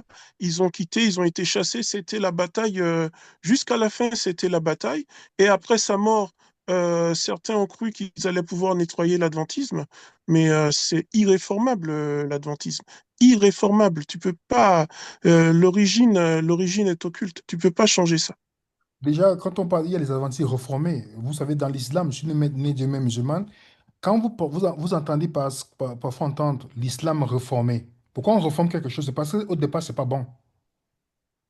Vous comprenez? Oui, mais dans l'islam, il y a les Druzes et les Alaouites qui sont des réformés et qui ne sont pas acceptés par la, dans l'Oumma.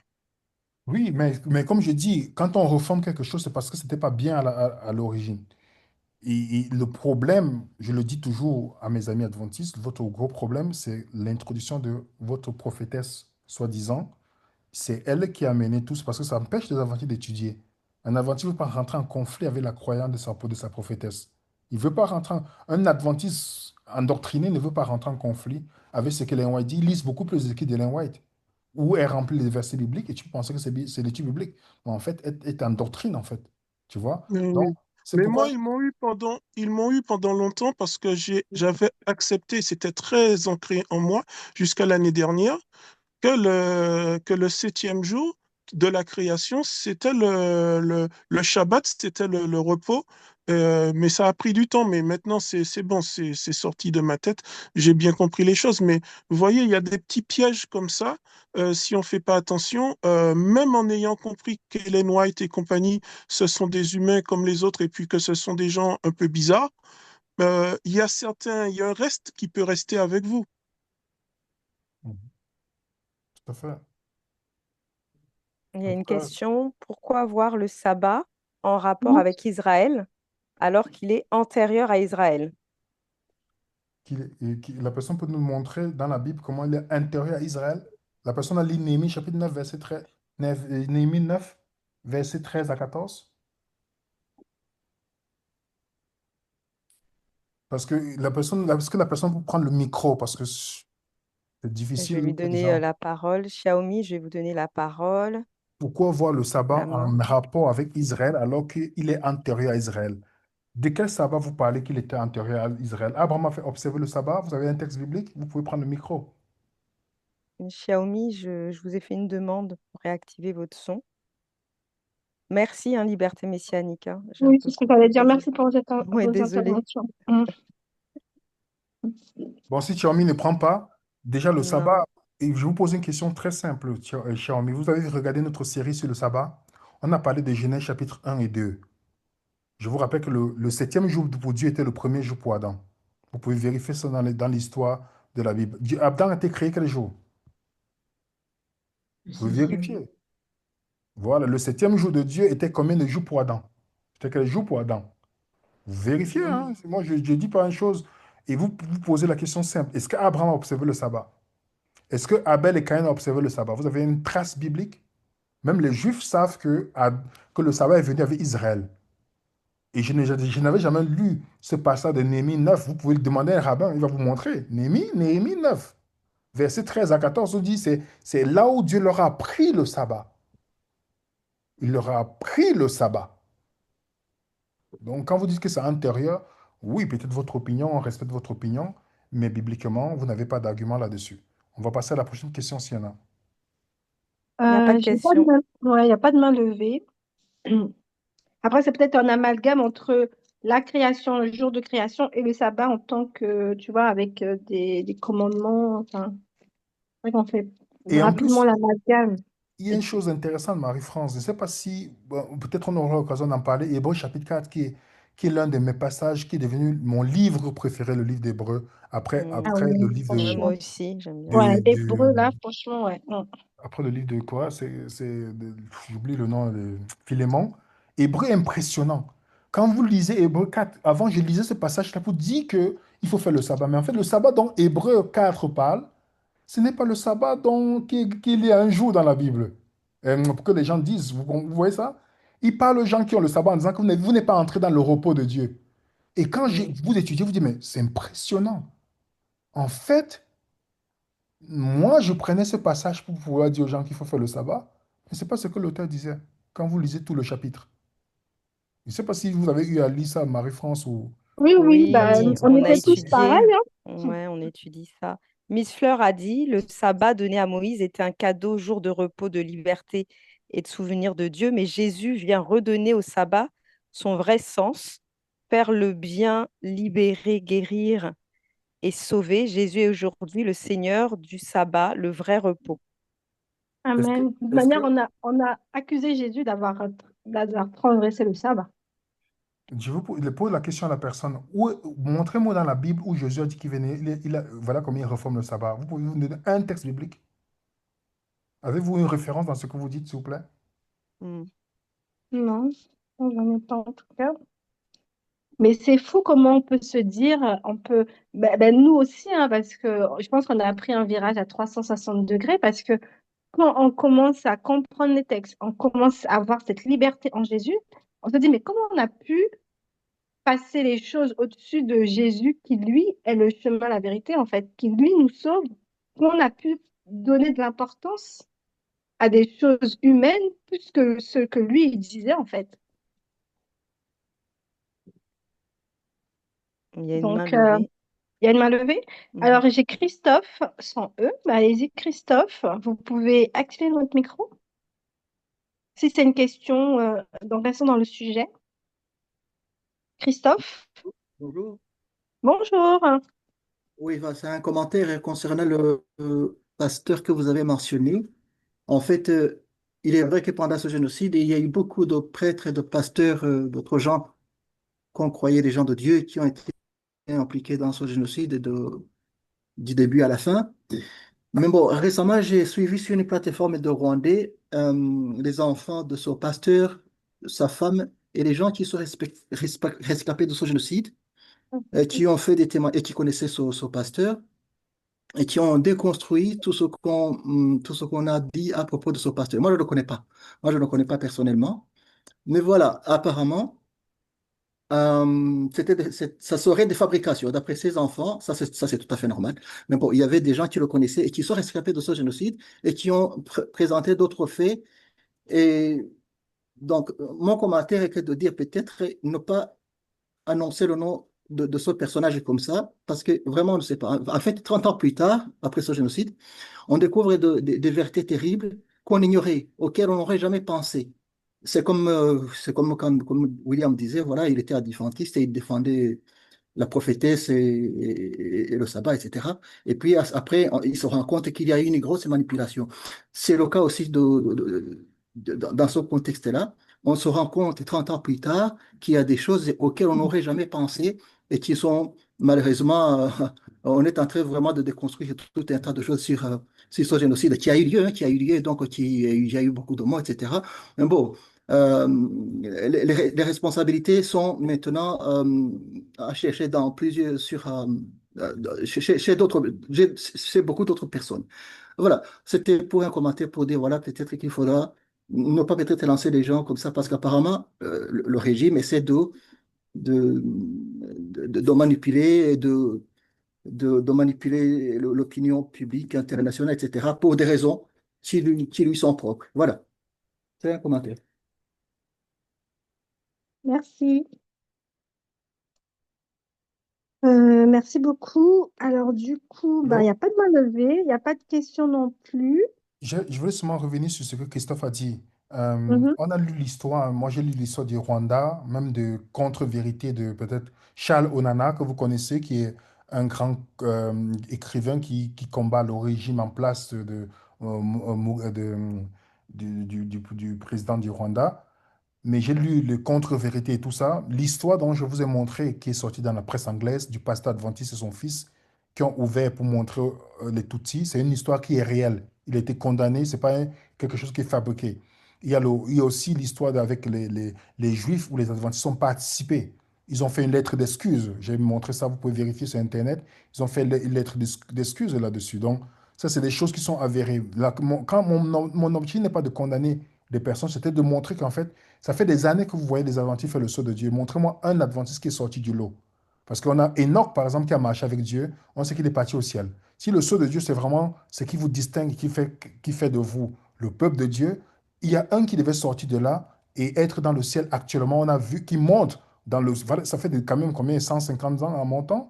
Il n'y a personne qui est sorti du lot par rapport au sceau qui est le sabbat, quand on sait que c'est un signe pour la manière que vous le présentez. Donc, c'est ça mon objectif quand je montrais Mhm. l'histoire du Rwanda pour dire que on est tous des pécheurs, mais ne pense pas parce que tu fais un jour que ça fait de toi quelqu'un de mieux que les autres personnes. Tu es libre, les gens sont libres aussi de faire le jour qu'ils veulent. Mais dans la Bible, il n'y a pas d'un jour d'adoration. Les vrais adorateurs, c'est ceux qui adorent en esprit, en vérité. Si ce pasteur avait eu l'amour, l'esprit de Dieu, le Saint-Esprit, et qu'il était guidé par la vérité, il ne devait pas faire cela. C'était ça mon objectif. Mm. Merci, William. Bon, ben, je pense que toute bonne chose a une fin. On n'a pas de questions. Et puis, c'est vrai que l'étude était très claire. Vous aurez accès aux fichiers, aux documents, comme d'habitude, sur le groupe Telegram que nous avons mis à l'instant sur le chat et aussi d'avoir la rediffusion qui sera publiée sur YouTube, comme d'habitude. En tout cas, Voilà. merci pour cette belle étude. Et Merci nous pour ne votre fuyons pas. attention. Et nous ne fuyons pas les débats avec les gens. Les gens qui crient ça fait 2 ans qu'ils ont envoyé le débat, ils n'ont jamais écrit, ils ont menti. Il y a cela 2 ans, on défendait l'adventisme. Tu Ouais, c'était c'est vrai, on peut-être la défendait manière de la fuir le identité. débat, mais nous disons toujours, nous sommes ouverts quand vous nous respectez. Il est inutile d'aller monter sur les réseaux sociaux, de parler mal des gens. Si vous voulez attaquer William ou Marie-France ou Samuel ou tout le monde ici, on est des pécheurs. Je vous rappelle qu'on ne dépend que de la grâce de Dieu. Je vous dis sincèrement, vous cherchez les défauts dans ma vie, les défauts de la vie de Samuel, de On en Marie-France, a. de Géraldine, On vous en a, allez hein. trouver On serait tellement. servi. C'est pourquoi nous on dépend de la grâce de Dieu uniquement. C'est Amen. sa On a grâce besoin d'être uniquement. sauvés. Mais si vous voulez attaquer nos arguments, attardez-vous sur nos arguments parce que nous sommes, quand vous nous accusez, on se tourne vers Jésus. Quand vous nous accusez, il faut nous, Amen. même si c'est vrai Ouais. ou faux, moi je ne suis pas là pour me défendre. Dites ce que vous voulez. Je suis un pécheur qui dépend de la grâce de Dieu uniquement. Amen. Mais On appelle le le grand challenge que je vous avocat. donne, venez sur mes arguments. Denis, on attend toujours ta promesse que tu as dit que tu veux venir nous montrer la vérité. Dieu te donne l'occasion, si c'est vraiment le vrai Jésus que tu crois, il te donne l'occasion de venir nous sauver, Denis. Voilà l'invitation qu'on te lance. Tu as la vérité, non? Tu es dans la vérité, nous sommes dans l'erreur. Viens, tu acceptes le débat, tu choisis le thème, on a fait le saut de Dieu. Si tu veux apporter la contradiction, tu acceptes un débat, on fait le débat là-dessus. Et devant tout le monde, si on se trompe, on va supprimer toutes les vidéos et tu auras gagné une âme dans la cause adventiste. Plusieurs. Plusieurs âmes, Chacune. plusieurs. Plusieurs. Donc voilà, Dieu te regarde. Et Ézéchiel te dit, si tu ne sauves pas le pécheur, Dieu te demande le sang. Donc nous te lançons cette invitation et même peu importe ce que tu as envoyé à des personnes sur les captures d'écran qu'on a vues, les mots, les paroles, les accusations, les mensonges que tu as dit sur nous, mais nous sommes chrétiens, on t'aime parce que Jésus nous demande d'aimer inconditionnellement. C'est pourquoi on te donne toute la possibilité Amen. de venir te défendre avec Bible à main. Amen. Amen. Parce que tu n'es Amen. pas différent de nous, tu es un pécheur. Donc viens avec la Bible et tu nous amènes à la raison et le ciel sera glorifié si c'est le cas, si tu as Amen. raison. Amen. Je tenais à remercier juste Robin. Merci de votre présence, parce que même si on a peut-être des avis divergents, au moins on sent l'amour en tant que frères et sœurs en Christ. Donc vraiment, merci, Merci Robin. Tout à Robin, fait. Bien sûr, et merci. Merci. d'être présent. Mhm. Merci, Ben oui. oui, tu as bien dit de dire merci parce que Robin, il est adventiste, il est venu, vous voyez, on n'est pas d'accord sur tout, on va débattre ensemble. On a un débat qu'on doit faire. Vous serez invités. On va échanger cordialement. On peut ne pas être des mêmes idées, penser la même chose, mais pouvoir discuter cordialement. Et c'est pourquoi on lui tient un coup de chapeau, parce qu'il pouvait faire comme les autres, mais il a décidé de faire comme Jésus. Malgré qu'on est différents, on ne croit pas la même chose. En tout cas, merci d'être Merci, venu et tous Robin. les Merci à adventistes. vous pour l'invitation, en tout cas. Merci. En tout cas, toute la gloire revient à Dieu. C'est ce que Dieu nous a demandé, hein. Dieu nous a dit, le meilleur commandement, c'est de s'aimer les uns les autres. Et le problème dans nos vies, c'est pas nous, c'est le péché. Donc voilà, en tout cas, merci pour ce moment à tous. Merci d'être présents, d'être tous là. Continuons à prier les uns pour les autres et à continuer surtout à étudier et à être indépendants spirituellement. Venez raisonnant n'est pas la conscience de personne. Notre conscience, notre sceau, c'est le Saint-Esprit. Le Saint-Esprit seul qui peut nous guider et nous conduire dans toute la vérité. Donc Amen. voilà. Ah oui, alors c'est vrai que peut-être que certains l'ont remarqué, nous sommes désormais sur les réseaux sociaux TikTok. Donc pour ceux qui l'ont, bon, je sais que beaucoup ne sont pas dessus, mais en tout cas, pensez à vous abonner aussi, à partager. Donc venez. Abonnez-vous. Oui, abonnez-vous. Donc, c'est vrai que TikTok, on est désormais sur TikTok parce que on s'est rendu compte qu'il y avait aussi beaucoup de prédications, de beaucoup de petites informations erronées. Donc, nous aussi, on est désormais sur TikTok. Donc, n'hésitez pas et continuons à étudier individuellement et collectivement aussi, ça fait du bien.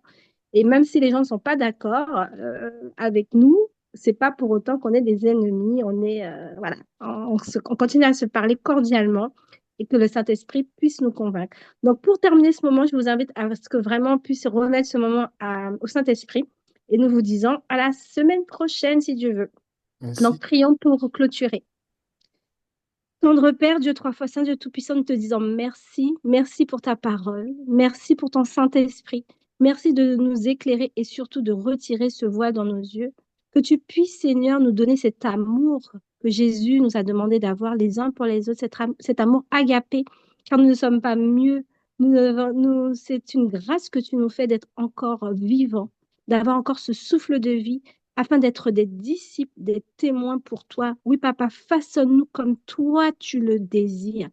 Permets que nous puissions accomplir tes projets, car ce sont les meilleurs pour nous. C'est vrai que nous avons des fois à lutter entre notre chair et ta volonté.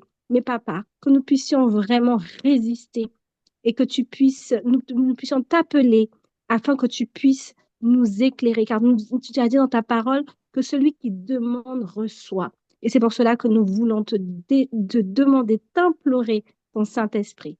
Accompagne chacun d'entre nous et mets cette paix dans nos cœurs. Ce sont les grâces que nous te réclamons par le nom puissant de ton Fils Jésus. Amen. Amen. Le document Amen. est disponible dans notre groupe Telegram. Vous pouvez le télécharger pour la suite de vos études. À la semaine prochaine, si Dieu veut.